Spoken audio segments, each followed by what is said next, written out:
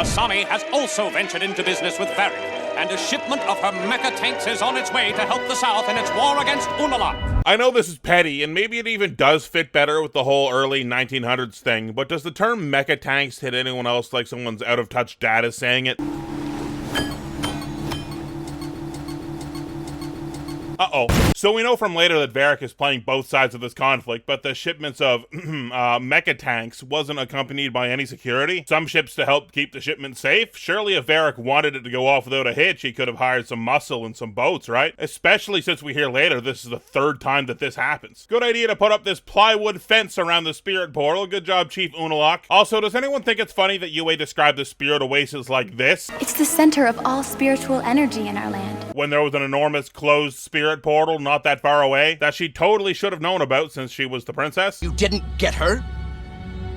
The Avatar is dead. Honestly, yeah, it's extremely unlikely she washes up on a beach somewhere, unconscious, with amnesia, since they were in the middle of the ocean. I guess Aang did something similar once, but at least the last time we saw him, he was kind of killing it with a renewed sense of purpose and not horribly obliterated by a spirit. How did they do this? How did they noticeably make this thing look like a miniature, but in a way where it's not obviously supposed to look like a miniature in the world? Like, obviously Verick doesn't want this to look like a miniature, and the show makes it look like someone really tried hard on it, but it's still noticeably a miniature. This one frame is incredible. It kind of blows me away. How do they do this? With my water-bending doomsday device!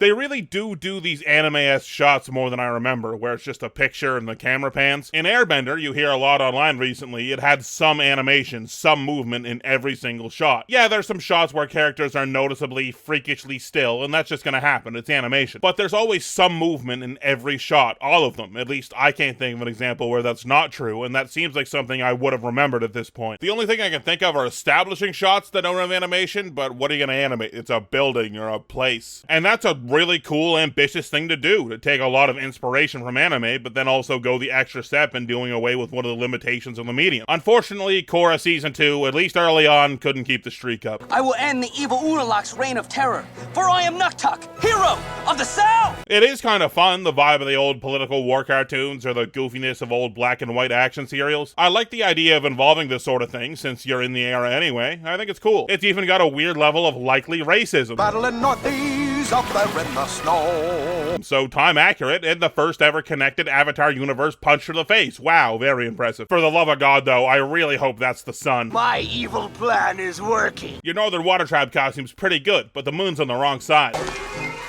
It's no use fighting, Nuktuk. My anti-energy net makes bending impossible. Oh no, they're gonna actually do this in the new series, aren't they? You guys hear about all that chi field stuff they came out with? Oh man, they're really gonna do it to me, aren't they? Do we still have the orbital laser fired up from the live action reviews? We do? Yeah, just aim it at me, thanks. Yeah. Is it true? I'm so sorry. Your entire shipment was stolen. This is some bullshit. There was no two-way mirror in this room when Korra was being interrogated in episode 1, unless there are 2 interrogation rooms, which I guess may be entirely possible. This is the 3rd attack this week, at about the same location. Good sweet lord, look at this guy's head! They took my 5th favorite ship in the Verick Industries fleet. Named her after my mom. Rest in peace, Rocky Bottom. I know sometimes I say I don't get jokes just as a joke in and of itself, but I really don't get this one. In this shot, there are 3 pieces of paper up on this board up here, but now there are only 2, and you know that's something that just fucking tears me apart inside. Great work, everybody! Another open and shut case for the dynamic mustachio duo. Wait, I think Maka might be onto something. Yeah, hey guys, calm down. Creepypasta Asami has something to say. Yeah, let's all listen to the rookie. He's doing a better job than you. Who's hungry? It's a weird beat in this scene. You kind of think Verick is just being his weird cartoon character self here, but actually, he's just trying to get everyone off the idea of investigating the case any further, which is kind of cool, actually, in retrospect. Sting operation. I was thinking we'd set up a bait ship, take it out into the open ocean, and capture whoever attacks it. Let's do it. I don't want to go behind Beifong's back. If she finds out, I could get kicked off the force. Wait. So, Mako, you go behind Korra's back to betray her after a slight prodding from Raiko, but you're worried about going behind Beifong's back with this sting operation plan? Are you kidding me? You just seem like a self-concerned ass with this line. You sold Korra down the river because you wanted to keep your job, and you probably reasoned out in your head that it would keep things more peaceful if Korra wasn't allowed to go forward with her boneheaded plan. Was for the greater good, you thought probably. But now for this sting operation you're thinking up, which is definitely for the greater good, you're still worried about your own job security? What if something something bad happens to me. Holy Christ, man, they wrote this dude to be the bossing say of likability. Impenetrable, you can't. Chicken pigeons? Not yet. We need some extra manpower. What about Korra? No better muscle than the Avatar. Right. She's currently at the bottom of the ocean. Fish have probably started feeding at this point. Bright side, new Earth Avatar is born. That'll be fun. Also, someone on my Patreon mentioned that Korra was likely heading to the Fire Nation, since General Arrow mentioned that the Fire Lord and his grandfather would likely be open to helping Korra's cause. But man, that's still a hella boat ride. Much, much, much less, yes, but still, I don't know, in that kind of craft? It turns out that one of the perks of being a star, you get lots of cash. Is this a marble statue of you? Sure, why not? Marble is just a rock. Statues of any kind in the Avatar verse, when it's peacetime, should probably be far less revered. It's also a hat rack. We don't even have hats. That's some bullshit as well. You have at least one hat. I've seen it. Now even Bolin has enormous person-sized swords on his wall too. And he's got an alter ego in Nuktuk. Is Bolin supposed to be the Zuko of this show? I recall a time when I needed your help, and you basically told me to get a life. What is this chip on his shoulder that Bolin has? You're back home. What is he gonna tell you? Do whatever you want, bro. I don't know. That's gotta be attempted murder. You son of... I know how the moon works. That's still full. You can't just hide the bottom of it. You guys ever just take it in that Mako wears fingerless gloves almost all the time? Like, really let it hit you? Everyone was wearing fingerless gloves. Hey, Mako. Whatever you think we did, we didn't do it. I'm not here on police business. I'm running an off-the-books operation. I find myself thinking, what gang in the world would ever hear this out from a cop, especially an ex-gang member cop? But then again, I guess this would have to be the definition of entrapment, right? So as long as they have that law, I guess maybe they could? What's in it for the triple threats?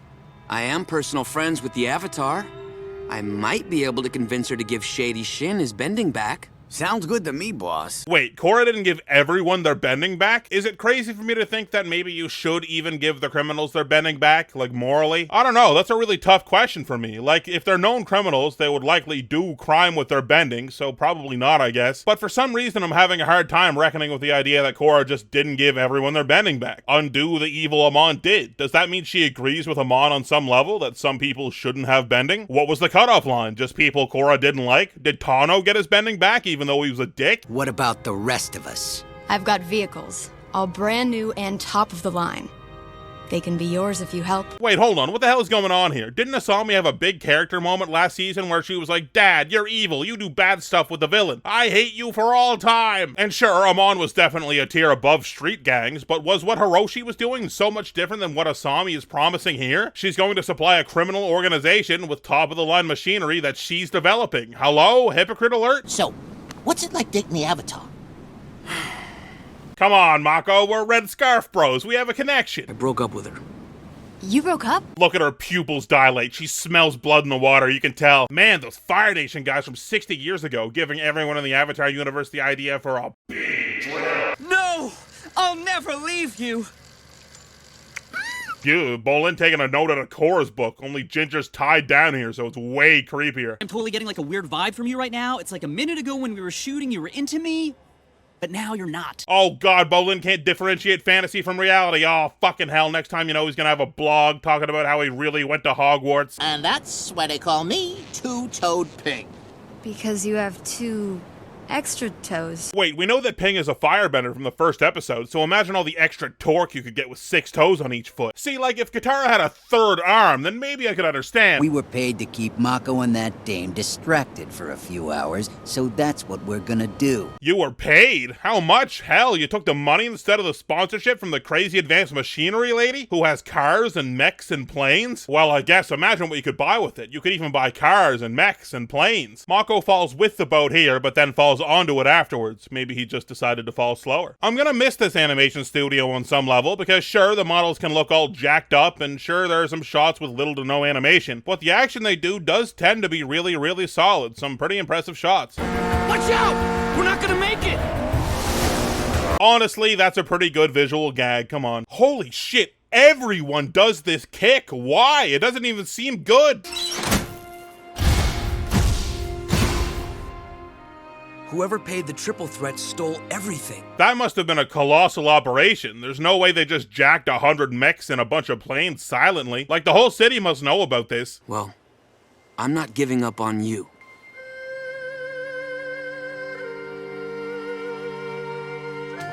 That shit really going around this episode, huh? At least Asami waited until they were broken up though, right, Korra? Oh, right. Who hired you to double-cross us?